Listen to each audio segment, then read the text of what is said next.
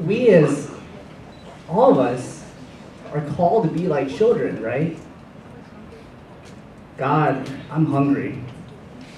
Like, God, I'm thirsty. God, I'm hurting right now. God, I'm going through this right now. Like, heal me. Like, put this Band-Aid on for me. I can't take it on my own. Like, I'll look this up. So I love that reminder that St. Nino gives for me to become like a child again, right? Filipinos, we also have another tradition called Misa de Gallo. Again, it's all about baby Jesus. Misa de Gallo is English for Mass of the Rooster. And it's, again, 9-day tradition, 9-day series of Masses early in the morning before Christmas Eve. And literally, you get up 5 o'clock in the morning to go to Mass. I remember I used to live in Arlington, and I used to go to St. Charles Borromeo, and I used to go to that Misa de Gallo every day up until the Mass. And again, it's that devotion towards baby Jesus. Like, Filipinos, we love baby Jesus coming to our lives. Again, that devotion to be like a child, have that innocence like a child, right? So, throughout this whole time, I always separated it, right? I had all these prayer groups. I had this dance company, novenas, and it was like I was living a double life. Do my thing with my Filipino families, my friends, and then do my thing with my other friends, right? It's almost like I was in school again, and I had those trays that separates my food from me, you know, like the square pizza, and then the milk carton, and the green beans. Like, I work at elementary school, and I see this every day. First off, who puts green beans beside pizza? I just never understood how that goes together, but it does. But it's like for me, I didn't want my food to touch. You know, like, I didn't want my Filipino life to touch with my other life, my school friend's life, whatever you want to call it. And I think I'll vouch for a lot of Filipinos that we tend to, at least I'll just speak for myself, I tend to compartmentalize, you know, just have things in its own little box. I remember for my graduation, my high school graduation, we had 2 parties, same day.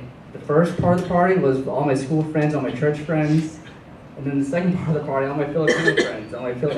As my other friends were leaving, my Filipino friends were coming in, and we did it that way because not everyone could fit in the house at the same time. But like, it's just kind of like it's almost sad a little bit that I didn't really mix the two, you know.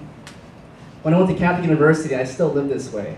And I was, like he was saying earlier, I was the vice president of the Filipino organization, and I was really into that. I was still doing the dances, but I was also a student minister. I was really involved in my faith, getting involved with student ministry and you know, doing Catholic things. And it was kind of weird how I separated my Catholic self and my Filipino self, when 90% of the Filipinos in the Philippines are Catholic. It's like, why did I separate that? Like, I don't know. That's just my food didn't touch, right? I don't know. Let's talk about Filipino food real fast, actually. Every Filipino meal has 2 components. I'm actually surprised it wasn't one of the components is not here. That's okay. Content is good. But always like 2 components. My teachers say rice and something else. Right? There's rice and there's some type of meat, some type of flavor going on in Filipino food. And the way let's talk about how we eat Filipino food. I grew up eating with my hands, like my right hand and left hand's like clean for like drinking and everything. But I remember as I got older, we started using the fork, but we also used like the fork and spoon. And so I just remember my fiance started teaching her this. Like she's like, this is so much easier. You just scoop the rice. It's so much more efficient as you get more food in your mouth as you're going along. It's like, yes, they're in me.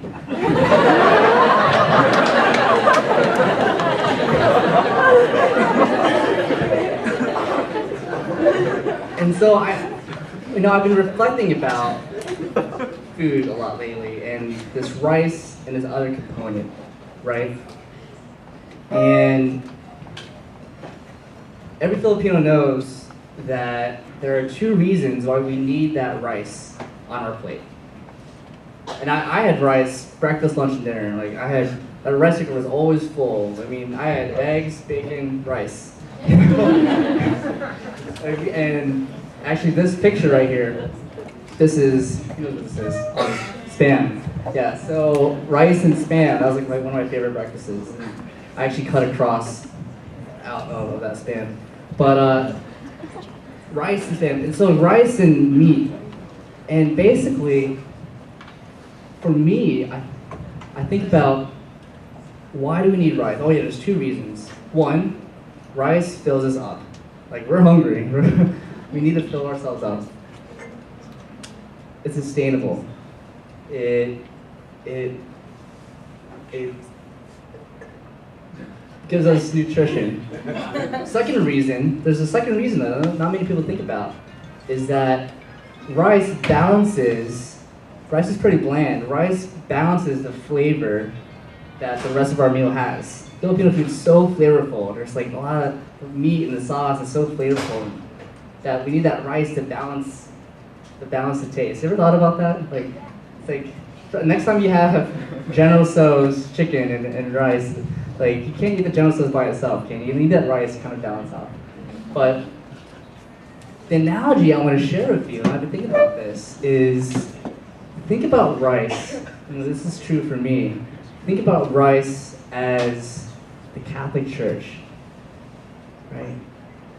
Rice is the Catholic Church for me because it's sustainable, it fills me up, it's good for me. But rice can also be like the Catholic Church, and it can be bland, it can be boring. No one really eats rice by itself. Right? I know some of my friends do, but it doesn't taste very good, just rice by itself. Rice, the church, needs that other side of the plate, needs that flavor that we can give it. That flavor of the meat, the flavor of us, the flavor of who we are, right? With that difference between religion and faith, right? Religion is what we say in the creed, but the faith, that's what's burning in our soul, right? That's what makes it personal. Everyone's faith, every single person's faith in this room is different. But our religion can be the same. But our faith, that flavor that we give in our meal, is personal and is different. And so when I was reflecting on this throughout the years, and I was writing, and I was blogging, and I've been writing for a lot of years, I finally came up with my website, Catholic Fried Rice. And it was basically my decision to not keep my food separated anymore on my plate. I wanted to mix my Catholic self and my Filipino self and my manhood and my everything, whatever you want to call it, all mixed up the way fried rice is, all mixed up together. And so for me, that's the more complete meal. Not just rice and not just the rest of the meal, but all mixed up together. And when I look in every single one of your eyes, I believe that you guys believe that this meal, your meal, can be more complete if you add that flavor to the faith, to the religion, to the church. Catholic fried rice together. Thank you.